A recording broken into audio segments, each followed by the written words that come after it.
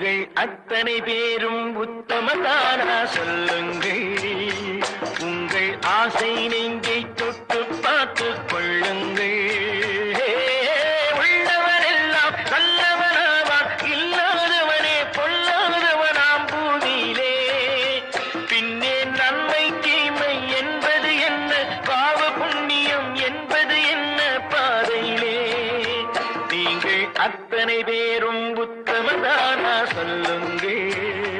உங்கள் ஆசை நெஞ்சை தொட்டு பார்த்து